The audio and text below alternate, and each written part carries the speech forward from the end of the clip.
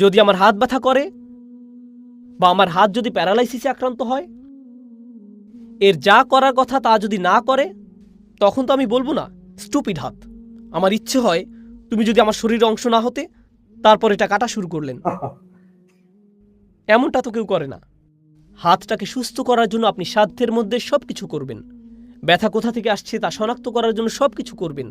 আমাকে কি কি ঔষধ খেতে হবে, কিভাবে আমি এই সমস্যা থেকে মুক্তি পাবো।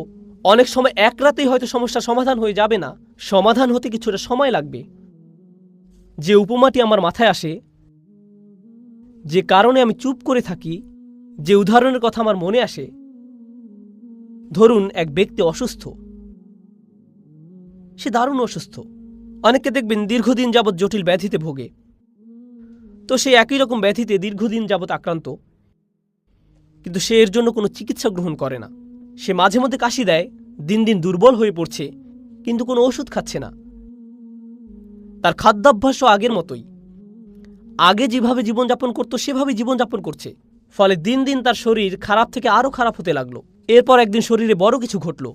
শরীরে কিছু একটা নষ্ট হয়ে যাওয়ার পর তাকে হাসপাতালে ভর্তি হতে হলো।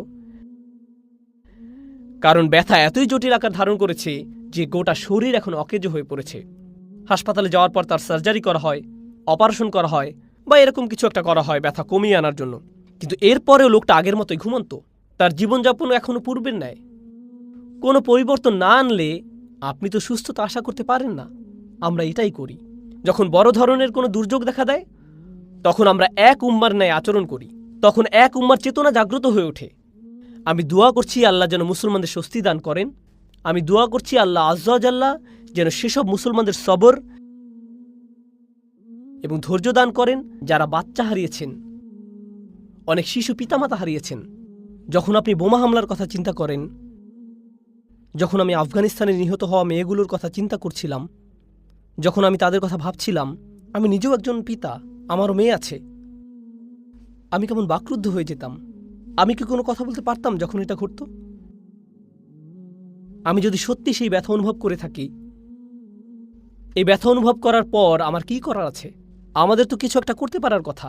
শুধু ব্যক্তি হিসেবে নয়, আমাদের ভাবতে হবে কিভাবে আমরা এক উম্মাহ হিসেবে আমাদের মর্যাদা পুনঃপ্রতিষ্ঠা করব। এটা ঘটতে হবে। এটা হালকা কোনো আলোচনা নয়, এটা খুবই সিরিয়াস একটি আলোচনা।